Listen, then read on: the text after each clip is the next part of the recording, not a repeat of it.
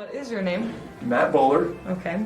And what do you do with OSU? I am an associate professor of management and have the Berman Professorship. I'm also the director of our MBA programs in the Spear School of Business. Okay. And as far as the department goes, what courses do you teach for the Department of Management? I teach individual and organizational behavior in the MBA program, and leadership challenges in the MBA program, and leadership dynamics to undergraduates. Okay, so you mentioned leadership challenges. What do you think are three main things that students should know about leadership? Okay, I think leadership is one of the most important things that students can learn about and know. First of all, I think a big part of understanding leadership is understanding yourself and being able to know how you come across and how people see you. It's nearly impossible to understand how other people see you. So it's important to get that feedback. But three things that people need to understand about leadership. Number one is that in today's environment, you can't be a cold and distant leader. You have to be engaged and get to know your people and understand them, know who they are, where they come from, what their background is, what they're dealing with, what their situation is.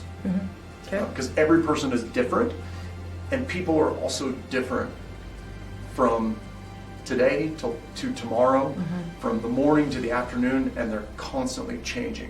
And so the second thing really would be understanding that people are constantly changing and dealing with different situations. And in order to lead them and motivate them, you have to understand what they're going through and figure out how to motivate them in that moment and in that situation that they are in. And that's constantly changing. So whether it's somebody that works for me or one of my kids, I'm trying to figure out what their situation is and what that one trigger is that will be successful in motivating them to do the things that need to get done.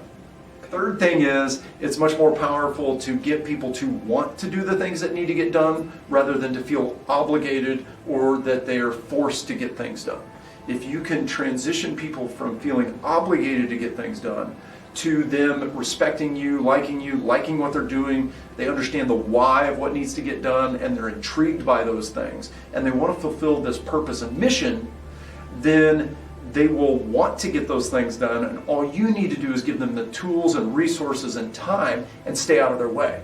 And it makes your life easier, it makes them happier, and they'll be much more successful. What's the number one tip you think people should know when trying to build those relationships with other people?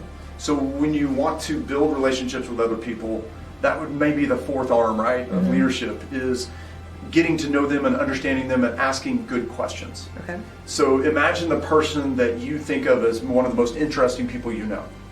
You may not actually know that much about the person because it's counterintuitive, but what you'll come to find out is that people who are perceived as really interesting don't talk about themselves. They engage other people and ask them about them, and they learn about that person. And by asking that person well-worded, well-timed, and well-positioned questions about what they're about, who they are, what they do, all those things, you're actually perceived as more interesting than if you talk about yourself. And that's the counterintuitive part. People think, oh, people will think I'm interesting if I tell them everything I know. You don't. You just come across as a know-it-all. But if you want to be known as somebody who's very interesting and intriguing, ask other people about themselves and what they do, what they're interested in, what their background is. Okay. Thank you.